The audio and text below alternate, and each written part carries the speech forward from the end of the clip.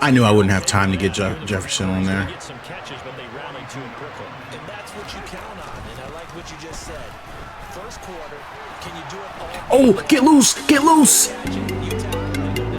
Come on, come on, come on. Oh, he broke it. No.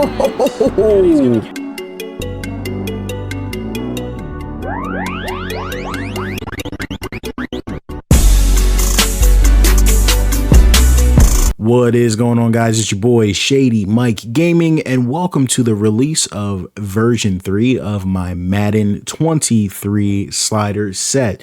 Now, I am sure when this video popped up in your sub box, or when you found this video or saw this video, you're like, why on earth is this guy releasing a slider set update for Madden 23 when Madden 24 comes out in literally 7 days, in a week? I know, and I am a little bit late on this one, and yeah, 2K really took up, my 2K sliders took up way more time than I thought they would. However, the reason I decided to do this was I tested these sliders for like over a month.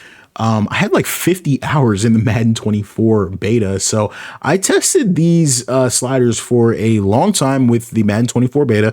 And they played extremely well in the Madden 24 beta. So my thought process was, I'm sure there are some people who won't get Madden 24 right at launch, and I'm sure that there are still going to be some people playing Madden 23. So I was streaming Madden 23 yesterday. You guys saw the games that I played. The game plays great with these sliders. I just thought I should share them with you guys so that we can kind of use it as a beta for Madden 24.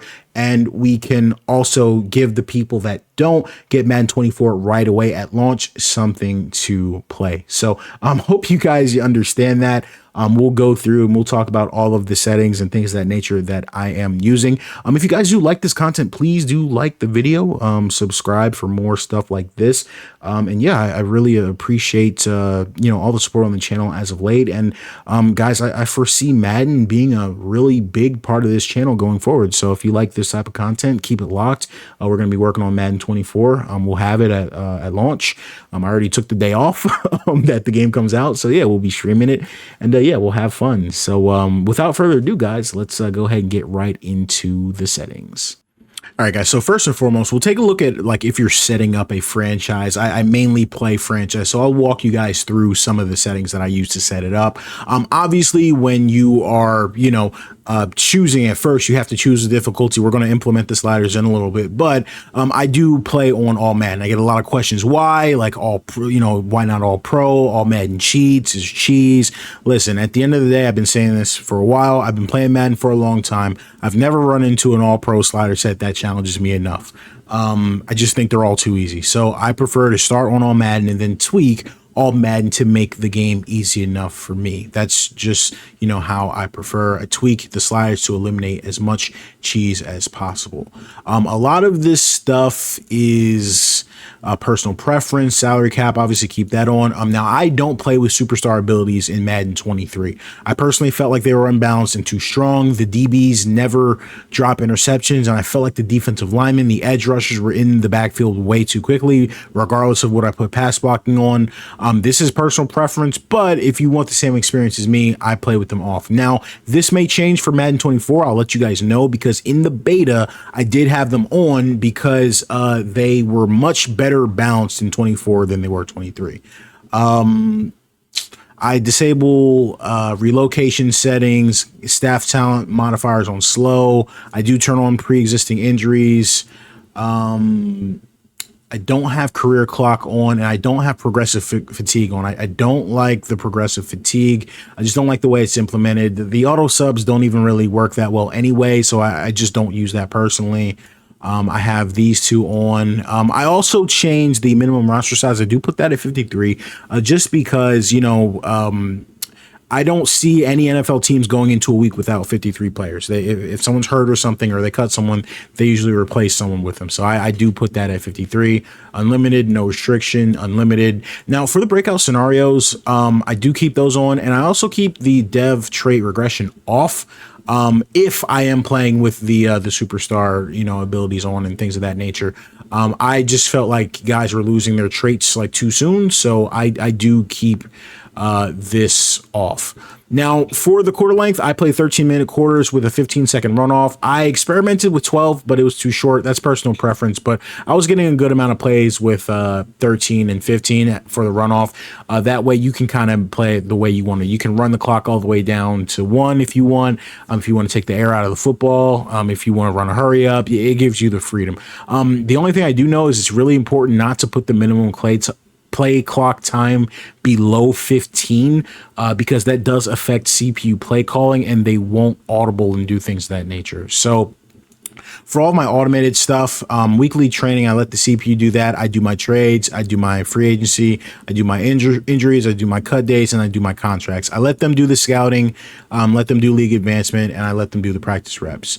I have tutorials off, and all this other stuff I do keep on. So auto progress, I do keep that on, and fill roster I keep on as well. And sometimes they'll sign some random minimum level type players. Now for the in-game options, I always do the same thing: coin toss, receive, and then with wind. What a lot of people don't know is there is a coin toss that takes place. This just means like if you win, do you want the ball or not? So I always do receive, then do with win. Passing type, I like placement. Passing slowdown is off and no max distance. My reticle speed is 10. Reticle visibility is visible, and then the meter visibility is hidden. I keep all of these assists on. And, those are just, personal preference. You can do whatever you guys want with those. And same thing really for the passing, but I get a lot of people asking what passing settings I use. So these are the ones that give me the most success. As we go into the sliders, I personally don't use any specific XP sliders. I'm sure someone in the community has made them. I've seen them. I just don't use any personally. I'm sure there's some great ones out there. So, feel free to look around for XP sliders. Maybe that's something I'll look into for Madden 24. But as we go into the actual gameplay sliders, let's go ahead and take a look at these. For quarterback accuracy, I have the user at 30. This was initially at 50, but you know what, guys? I've gotten better at the game. I have just gotten much better at the game. Needed some changes to be able to add some challenge, or for me, I like quarterback accuracy at 30. You'll have some overthrows, you'll have some misses, but you'll still be able to really dominate with really good quarterbacks. I've got the pass blocking at 90. This option here for Madden 23, it was just the pass blocking for the users is really bad on all Madden. You need all the help you can get, so that's why I rolled with it at 90. For the wide receiver catching, I have this at 80. There's just so many drops going across the middle, so we really had to give the users some help there. For the run blocking, I've got this at 20. Now, I experimented with it at 25. 25 was a little bit too strong for me, so I get it at 20. Tough run game. It'll be hard to gain yards sometimes, but you're still going to break your big runs. You guys saw I had a really big one on stream the other day. I've got fumbles at 60. This, remembered, you move it up for less fumbles and down for more fumbles. For the user, there's a little bit too many at default, so I've got it at 60. And even at 60, I did have a fumble last game.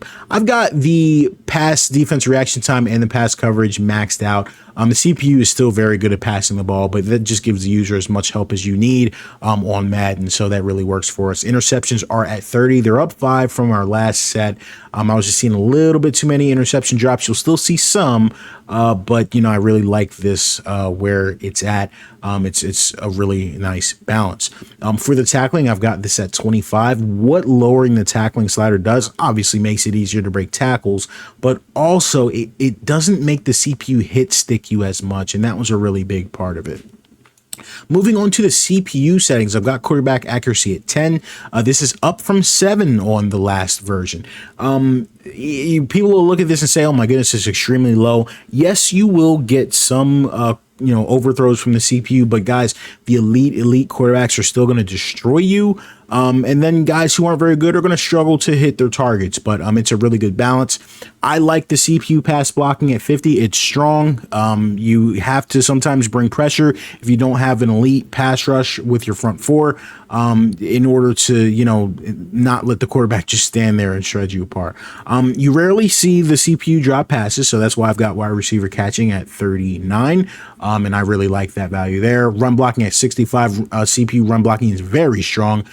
Drop this to 60 if you're struggling to contain them. Very strong running game from the CPU. Really good backs. You're going to have to scheme around them. Going to have to come out and run in front, run blitz to stop some of the better backs in the league. CPU fumbles are at 30. I still don't see a lot of fumbles from the CPU, but that's what we got it at. Don't know if I'll be looking to lower that to cause more, but we will see. We'll play that by ear, but I really like that where it's at. You know, because like, for example, if you hit a quarterback in the pocket or something like that, you know, that being at 30 instead of default just gives them more of a chance to fumble, but not too much to the point where, like, you know, it ruins the flow of the game. CPU pass defense is at default. Didn't see a reason to change that. I've got their interceptions at 15. I really like it there. You throw dumb passes, they will be picked off, but it's a lot more forgiving than it was at launch. And as it is on default, they will drop some every now and again. CPU tackling, same thing. It's at 25. Mitigates the amount of hit sticks. They don't do as many hit sticks. Field goal power is the same for both. Obviously, there's only one slider. In the main menu, you'll notice it's split, but, you know, in franchise, it's just one. So I got field goal power at 49. Field goal accuracy is 60. It's at 60 just so that the CPU can hit their field goals. I've got punt power at 60. Reason I have this at 60 is just to give you some space to actually return kicks. That's really important. And I've got our punt accuracy at 100. Now, someone in the community did tell me that this slider was reversed. I don't know that to be true. I will test it in the coming weeks to see, and I'll let you guys know once I drop my Madden 24 set if it's, you know, reversed. And, you know, obviously we'll make whatever changes that we need. But I've got it at 100 for now. Kickoff power is default. I've got injuries at 15. You see a decent amount. Fatigue at 50. One thing I really want to look into is like figuring out something with auto subs, so maybe we can get a consistent running back rotation. That might be something that our PC players are going to have to mod. I don't know if that's something that's going to be possible for our console players next year with Madden 24. So we will see. But I keep fatigue at default. Minimum speed threshold is at 0. That's a non-negotiable. It's really the baseline of this set. Fast guys will burn you. You have to scheme around them. You have to have help over the top. You can't give up dumb big plays because you're going to lose games like that. It also really opens up the return game too. All penalties are at default. Remember, penalties do affect gameplay. So they affect run blocking. They affect pass blocking. They affect all of that stuff. So they rarely work for actual penalties, but they do affect other stuff, you know, when you're actually in the game. So I tell people all the time, don't just, you know, bump up all the penalties thinking it's going to cause more penalties, because unfortunately it doesn't work like that in Madden 23, and unfortunately it also doesn't work like that in Madden 24. Now we are in the gameplay menu, and one thing that I do with this set, people ask me all the time, hey Shady, it seems like your wide receivers are a little bit more aggressive. It seems like they make a better effort to make plays on the ball. Why is that? I go and press R3 on the controller, R3 in this menu, and what you want to do is I put intermediate pass catching and deep pass catching to aggressive. I don't know why I said those in reverse order, but yeah, deep pass catching and intermediate pass catching for aggressive. It really just helps guys to really attack the ball on the offensive end. Now on the defensive side, do the same thing. Press R3, bring your adjustments up. Now for auto alignment, I do like to go and change this to man. This will auto align based on who they're covering. I do change that. I also like to change cornerback matchups. This will be balanced, but I like to change it to where are we at? I passed it by overall. That way your highest rated cornerback will always be on their highest rated receiver. This really helps playing against the Vikings when they've got Justin Jefferson in that slot. I got to make sure I got Darius Slay on him at all times. I don't really change any of this other stuff. Maybe I'll experiment with it this upcoming year for Madden 24, but other than that, guys, that is pretty much all for my coaching adjustments that I like to make on the sliders too. All right, guys, now one thing I did want to talk to you guys about, and these are what I like to call house rules. And house rules are basically rules or limitations that you put on yourself just to make the game a little bit more fair for you, or for really more fair for the CPU as you're playing the game. So I do have 3 house rules that we're going to cover, and these are just the way that I like to play the game. So the first and really one that I do like to do is the read option. When it comes to the read option, this is what I always do, and this is what I always say. You can run the read option play as many times as you want. Like, you can run it, you know what I mean? You can take it, you can hand it off and run it right up the middle. It is what it is. However, when you get to the actual play and you decide to run and keep it with Jalen Hurts or whatever, I find that I can usually get a whole lot of yards with Jalen Hurts, and you know, it's just a little bit overpowered still. So I personally only keep it with the quarterback once per quarter. I just think it's a little bit too strong, and I prefer to, you know, not abuse the CPU in that way. So I run the quarterback keeper version of it once per quarter, and I like to save it for my really critical 3rd and 3s, or, you know, run it inside the inside the goal line or something like that. Another house rule that I do have as well is I only run 1 quarterback sneak per half. So 1 quarterback sneak per half. You know, first half you get a, you know, 4th and inches, something like that, you can run it. Second half, get a 4th and inches, you can run it, but I only do it once per half. I do not abuse it because, I mean, there's literally no way to stop it. I don't even know. I know that's funny because I'm an Eagles fan and we abuse it in real life, but I just don't do it in the game. And the last and final rule, I guess, I don't know if I like calling it a rule, but just a preferred style of play. People have noticed it when I've been streaming, but when it comes to how I play defense, I actually only control the right end, and I do not switch throughout the play. So I would, for example, be controlling Josh Sweat. I use the right end for every single play. I pass rush with the right end, and I never switch throughout the play, throughout pretty much the whole game. I know, like, you know, a lot of people in the community like to play with linebackers, like to play with safeties, things of that nature. The reason I don't do that is because it just lets all of the ratings shine through, guys. It's almost like you're role playing. It's like a simulation. Like, I want all my ratings to matter. If I've got like a 20 overall middle linebacker, but I'm controlling him, I can make him play way better than he really should be. So that's just why I prefer to play like that. And that's pretty much it for all of my house rules. All right, guys, and that's going to do it for our Madden 23 sliders. Let me know how these play for you. And yeah, also, if anyone tries them out, if you're watching this, I guess, later on, and you end up trying these out for Madden 24 later down the road, once that game comes out, let me know how they play for you as well. Just, you know, comment down below what your thoughts are on the set. But other than that, guys, thank you so much for the support on the channel. It's your boy, Shady Mike. I'm signing out. Peace. Threes.